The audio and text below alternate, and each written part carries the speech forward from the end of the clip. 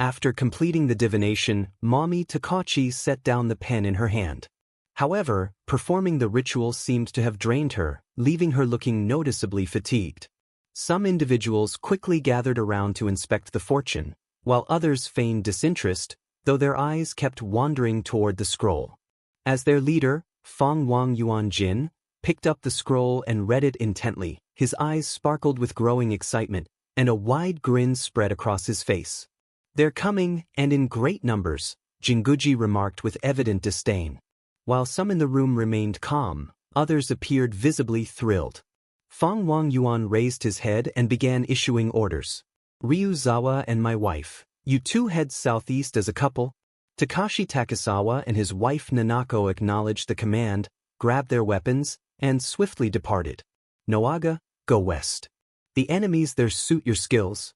Without a word, the samurai Tukamoto Nobinaga lazily grabbed his sword and left. "Dangi, take the eastern route. Your fate is tied there today," Fong Wang Yuan directed. Dangu Yanin, a towering bear-like man with a rugged face, slung a large cello case over his shoulder and departed. Following the instructions from the Takachi scroll, Fong Wang Yuan efficiently assigned tasks, clearing more than half the room. The only one left was Shish Shimano-saru, a short-haired high school student, entirely unaware of the unfolding situation. Smiling, he peacefully cooked his lunch. Fong Wang Yuan approached him, squatted down, and pulled out a wooden spoon. After tasting the soup from Saru's pot, he closed his eyes in delight. "It tastes great. I can enjoy a hearty meal again," he said. Whether he referred to the soup or the upcoming battle was unclear. Meanwhile, in Linhai City, though the Jiangnan regional headquarters reinforcements had yet to arrive, they managed to locate the eclipse moon's position via satellite tracking.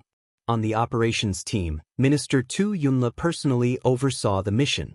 However, calling it a command was an overstatement, as the newly established Jiangnan Superpower Federation couldn't fully control the mutant forces in the outer city. According to the operations team's intel, 10 mutant teams were forming a siege from all sides, tightening their encirclement. From the southeast, the Pang Jiaoyuo organization advanced with 20 elite members, including 6 powerful mutants. The rest of his crew were skilled in sniping, reconnaissance, and demolition. "Wait until everyone reaches their designated spots before tightening the encirclement," Pang Jiaoyuo ordered. "Don't underestimate the enemy and avoid acting independently." As he prepared to send scouts to survey the terrain, his eyes narrowed sharply. A lone figure emerged from the distant street, a man with slightly long hair dressed in a black combat uniform. Seeing only one person left Pang Jiaoyuo wary. Instinctively, he ordered his men to prepare for combat.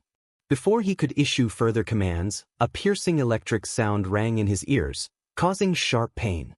He scowled but paused when he saw the figure stop several hundred meters away. The man casually kept his left hand in his pocket while holding a coin between his thumb and index finger with his right hand. A surge of white lightning erupted from the man's body.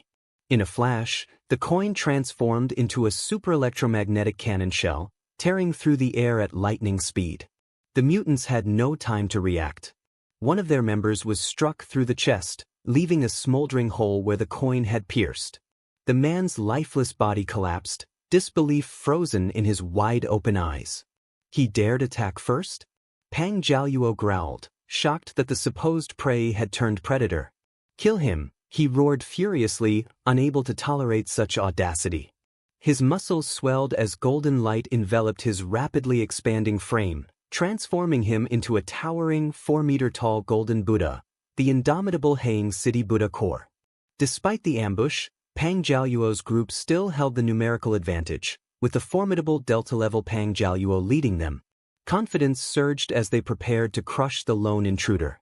Just as the mutants activated their powers to counterattack, a hauntingly beautiful melody drifted through the air.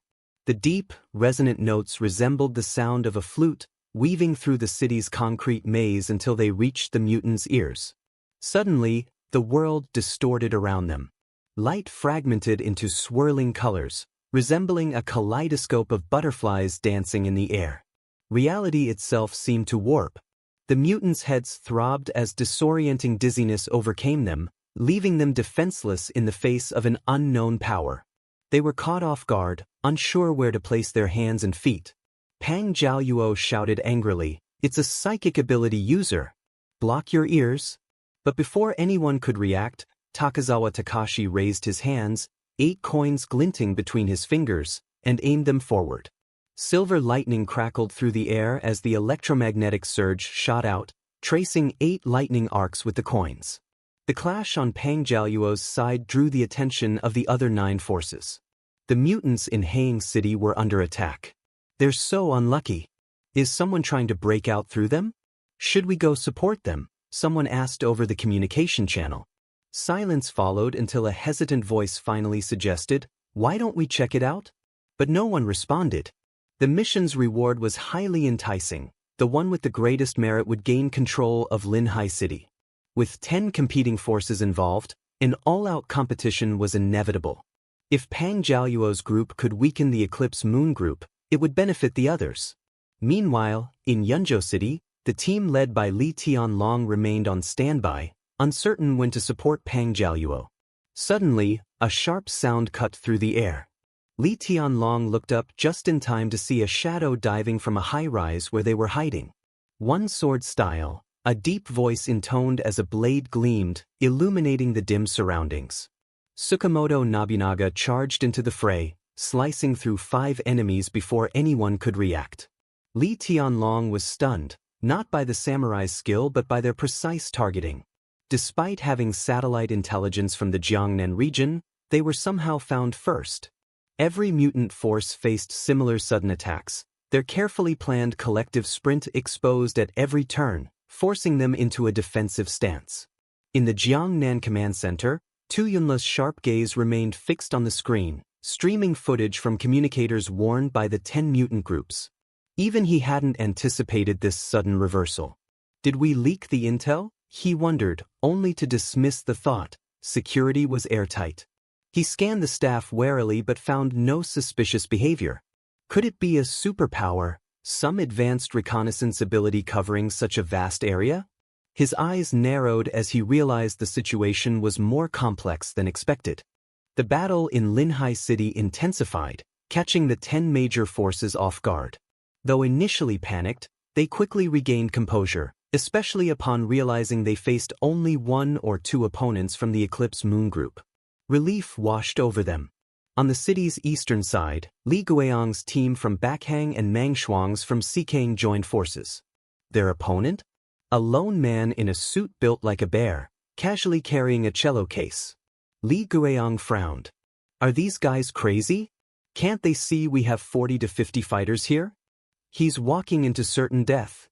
Without a word, Li Guichang ordered 10 sharpshooters forward. Equipped with high-energy sniper rounds approved for use against mutants, they took aim and opened fire. Their target, Dagong Yanin. If you enjoy this content and want more updates, hit that subscribe button and leave a like.